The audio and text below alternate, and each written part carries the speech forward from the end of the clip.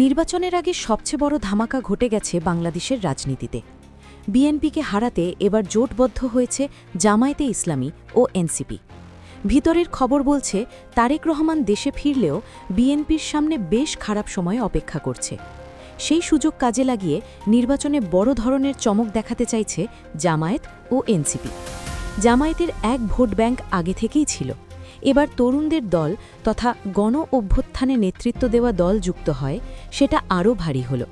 তার থেকেও বড় খবর হল, এই জোট যদি ক্ষমতায় যায় তাহলে প্রধানমন্ত্রী হতে পারেন নাহিদ ইসলাম। সেক্ষেত্রে দেশের সবচেয়ে তরুণ প্রধানমন্ত্রী হবেন নাহিদ। মনোনয়নপত্র জমার সময় ঘনিয়ে আসার সঙ্গে সঙ্গে দেশের রাজনৈতিক প্রেক্ষাপটে আসন বণ্টনের তীব্র দৌড়ঝাঁপ শুরু হয়েছে। ২৪ ডিসেম্বর বিএনপি ও তার শরিকদের সঙ্গে আসন সমঝোতার আলোচনা শেষ করার পর জামায়াতে ইসলামী এনসিপির সঙ্গে অনানুষ্ঠানিক বৈঠক করেছে। বিএনপির কাছ থেকে প্রত্যাশিত আসন না পাওয়া কয়েকটি দল এবং ক্ষুব্ধ নেতারা সরাসরি জামায়াতের সঙ্গে যোগাযোগ করছেন, যাতে নতুন রাজনৈতিক মিত্রতা তৈরি করা যায়। তবে এই প্রক্রিয়ায় জামায়াতের ১৮ আসন নিয়ে বিভিন্ন দলের মধ্যে টানাপোড়েন শুরু হয়েছে। চরমোনাই পীরের নেতৃত্বাধীন ইসলামী আন্দোলন ১০০ আসনের দাবি করলেও জামায়াতে সহজে সাড়া দিচ্ছে না। একইভাবে মামুনুল হকের নেতৃত্বাধীন বাংলাদেশ খেলাফত মজলিসও অন্তত ২৫টি আসনের জন্য অনড়। কিছু দল এমন শর্ত দিয়েছেন, যদি প্রত্যাশিত আসন সংখ্যা না পান তারা সমঝোতা থেকে সরে যাবে।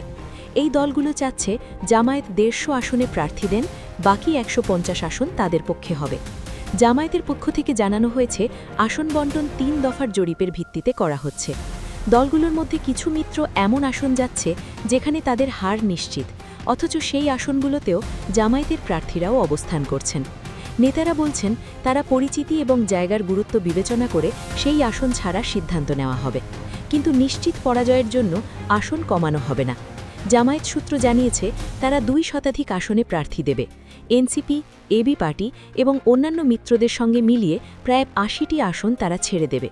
২৪ ডিসেম্বর সন্ধ্যায় এনসিপির আহ্বায়ক নাহিদ ইসলাম জামায়াতের নায়েবে আমির ড সৈয়দ আবদুল্লাহ মোহাম্মদ তাহেরের বাসায় যান। আনুষ্ঠানিকভাবে অসুস্থ নেতাকে দেখতে যাওয়ার কথা বলা হলেও দুই দলের সূত্র বলছে আসন সমঝোতার বিষয়টিও বৈঠকে আলোচিত হয়েছে। আবদুল্লাহ তাহের বলেছেন, আমাদের মধ্যে সৌজন্যমূলক কথাবার্তা হয়েছে। নাহিদ ইসলামের বক্তব্য সরাসরি পাওয়া যায়নি, তবে তার দলের নির্বাহী পরিষদের সূত্র জানা গিয়েছে অধিকাংশ সদস্য জামায়াতের সঙ্গে আসন সমঝোতার পক্ষে মত দিয়েছেন। এই জোট ঘোষণার প্রেক্ষাপটে গণতান্ত্রিক ছাত্র সংসদ, ঢাকা বিশ্ববিদ্যালয় শাখার আহ্বায়ক ও বৈষম্য বিরোধী ছাত্র আন্দোলনের সাবেক সমন্বয়ক আব্দুল কাদের আজ বৃহস্পতিবার ২৫ ডিসেম্বর সকালে ফেসবুকে লিখেছেন, তারুণ্যের রাজনীতির কবর রচিত হতে যাচ্ছে। এনসিপি অবশেষে জামায়াতের সঙ্গে সরাসরি জোট বাঁধছে। সারা দেশে মানুষের এবং নেতাকর্মীদের আশা আকাঙ্ক্ষাকে উপেক্ষা করে কিছু নেতার স্বার্থ হাসিল করতেই আত্মঘাতী সিদ্ধান্ত নেওয়া হয়েছে। তিনি আরও লিখেছেন, সবকিছু ঠিক থাকলে আগামীকাল এই জোটের আনুষ্ঠানিক ঘোষণা আসতে পারে। জোট চূড়ান্ত হওয়ার শর্তাবলীও স্পষ্ট করা হয়েছে। এনসিপি জামায়াত থেকে প্রাথমিকভাবে ৫০ আসন চেয়েছিল, কিন্তু আলোচনা শেষে চূড়ান্ত সংখ্যা দাঁড়িয়েছে ৩০ আসনে। এছাড়া জোট শর্তানুযায়ী বাকি ২৭০ আসনে এনসিপি কোনো প্রার্থী দিতে পারবে না এবং ওই আসনগুলোতে জামায়াতকে সমর্থন করবে। জোট সঙ্গী হিসাবে জামায়াত এনসিপিকে আসন প্রতি ১.৫ কোটি টাকার নির্বাচনী খরচ প্রদান করবে। সমঝোতার আওতায় ৩০ আসনে কোনো প্রার্থী চূড়ান্ত হবেন তা নির্ধারণ করা হয়েছে দুজনের মাধ্যমে। জামায়াতের পক্ষে আবদুল্লাহ মোহাম্মদ তাহের এবং এনসিপির পক্ষে নাসির উদ্দিন পাটোয়ারি। এই দুইজন মিলিতভাবে এনসিপির ৩০ জন প্রার্থী চূড়ান্ত করবেন। এছাড়া নাহিদ ইসলাম এবং ছোটন ঘরের মধ্যে আরও এক ধাপে সমঝোতা হয়েছে। ছোটন জানিয়েছেন, পশ্চিমারা প্রধানমন্ত্রী বা বিরোধী দলীয় নেতা হিসাবে জামায়াতকে সংসদে দেখতে চায় না। সেই অনুযায়ী নির্বাচনে জিতলে নাহিদ ইসলাম প্রধানমন্ত্রী হবেন এবং বিরোধী দলে গেলে তিনি বিরোধী দলীয় নেতা হবেন।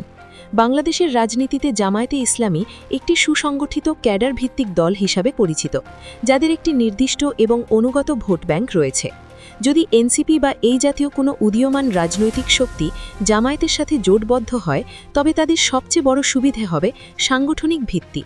জামায়াতের শক্তিশালী নেটওয়ার্ক এবং মাঠ পর্যায়ে তাদের কর্মীদের সক্রিয়তা যে কোনো নতুন দলের জন্য নির্বাচনী প্রচারণায় বিশাল সহায়ক শক্তি হিসেবে কাজ করবে। বিশেষ করে যেসব আসনে জামায়াতের নিজস্ব ভোট ১০-১৫% রয়েছে, সেখানে জোটবদ্ধ প্রার্থীর জয়ের সম্ভাবনা বহু গুণ বেড়ে যায়। এনসিপির মতো তুলনামূলকভাবে নতুন দলগুলোর জন্য জামায়াতের সমর্থন পাওয়া মানে হল জনবল এবং নির্বাচনী কৌশলে এক ধাপ এগিয়ে থাকা। জামায়াতের আর্থিক সক্ষমতা, সুশৃঙ্খল কর্মী বাহিনী এবং তাত্ত্বিক প্রচারণা কৌশল এনসিপিকে ভোটারদের কাছে দ্রুত পৌঁছতে সাহায্য করবে, যা একটি নির্বাচনের বৈতরণী পার হওয়ার জন্য অত্যন্ত কার্যকরী কৌশল হিসেবে বিবেচিত হতে পারে। মূলত মাঠ পর্যায়ে নিজেদের অস্তিত্ব জানাতে জামায়াতের লাঠিয়াল কর্মী বাহিনী এনসিপির জন্য একটি রক্ষা কবচের কাজ করবে। অন্যদিকে জামায়াতের সাথে এই সম্ভাব্য জোট গঠন বিএনপির জন্য বড় ধরনের চ্যালেঞ্জ এবং রাজনৈতিক সংকটের কারণ হয়ে দাঁড়াতে পারে। বিএনপি ঐতিহাসিকভাবে জামায়াতের সাথে দীর্ঘ সময় জোটবদ্ধ থাকলেও সাম্প্রতিক বছরগুলোতে তারা জামায়াত থেকে একটি দৃশ্যমান দূরত্ব বজায় রাখার চেষ্টা করছে। এর প্রধান কারণ আন্তর্জাতিক চাপ এবং দেশের একটা বড় অংশের সেকুলার বা মধ্যপন্থী ভোটারদের মনোভাব। বিএনপি যদি আবারও সরাসরি বা পরোক্ষভাবে জামায়াতের সাথে একই সমীকরণে যুক্ত হয়, তবে তাদের প্রথম চ্যালেঞ্জ হবে আন্তর্জাতিক মহলের গ্রহণযোগ্যতা রক্ষা করা। বিশেষ করে পশ্চিমা বিশ্ব এবং পার্শ্ববর্তী দেশ ভারত জামায়াতের সাথে বিএনপির সম্পর্ককে সব সময় নেতিবাচকভাবে দেখেছে। এর ফলে বিএনপিকে আবারও মৌলবাদী শক্তি আশ্রয়দাতা হিসেবে তকমা পেতে হতে পারে, যা তাদের কূটনৈতিক লবিং এবং আন্তর্জাতিক সমর্থনের ক্ষেত্রে বড় অন্তরায় হয়ে দাঁড়াবে। এছাড়া তরুণ প্রজন্মের ভোটারদের একটি উল্লেখযোগ্য অংশ যারা উগ্রপন্থা বিরোধী, তাদের সমর্থন হারানো বিএনপির জন্য বড় ঝুঁকি। প্রতিপক্ষ রাজনৈতিক দলগুলো এই জোটকে পুঁজি করে ধর্মীয় কার্ড খেলে সাধারণ ভোটারদের মনে ভয় জাগিয়ে তোলার সুযোগ পাবে, যা বিএনপির উদারপন্থী ভাবমূর্তিকে ক্ষতিগ্রস্ত করবে। নির্বাচনী সমীকরণের ক্ষেত্রে জামায়াত ও বিএনপির এই টানাপড়েন ক্ষমতার লড়াইকে একটি নতুন মোড় নিতে পারে। বিএনপি যদি এককভাবে নির্বাচন করতে চায় এবং জামায়াত যদি এনসিপি বা অন্য কোনো শক্তির সাথে আলাদা জোট করে, তাহলে বিরোধী দলের ভোট ব্যাপকভাবে ভাগ হয়ে যাবে। এই ভোট বিভাগ সরাসরি বড় দলের জন্য সুবিধাজনক পরিস্থিতি তৈরি করবে।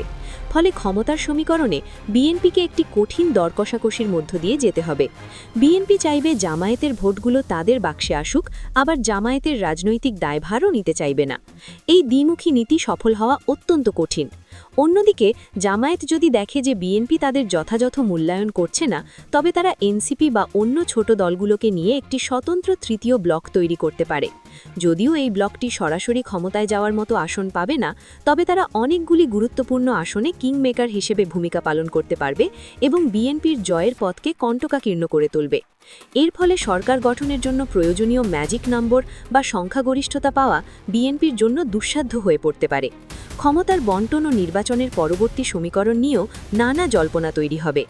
যদি এই বহুমুখী জোট কোনোভাবেই সফল হয় এবং ক্ষমতায় যেতে পারে, তবে সরকার পরিচালনার ক্ষেত্রে আদর্শিক দ্বন্দ্ব প্রকট হয়ে উঠতে পারে। জামায়াত সবসময় তাদের ধর্মীয় এজেন্ডা বাস্তবায়নের চাপ দেবে, যা এনসিপি বা বিএনপির মতো তুলনামূলকভাবে জাতীয়তাবাদী দলের জন্য অস্বস্তিকর হতে পারে। প্রশাসন এবং নীতি নির্ধারণী পর্যায়ে জামায়াতের প্রভাব বাড়লে তা দেশে এবং বিদেশে সরকারের ভাবমূর্তিকে প্রশ্নবিদ্ধ করতে পারে। এছাড়া সংসদীয় আসনে জামায়াতের ভাগ এবং গুরুত্বপূর্ণ মন্ত্রণালয়গুলো দাবি নিয়ে জোটের ভিতরে অন্তর্দ্বন্দ্ব তৈরি হওয়া স্বাভাবিক। নির্বাচনের আগে সিট শেয়ারিং বা আসন বণ্টন নিয়ে যে জটিলতা তৈরি হবে, সেটা অনেক সময় জোটের চূড়ান্ত ভাঙন পর্যন্ত নিয়ে যেতে পারে বিএনপিকে।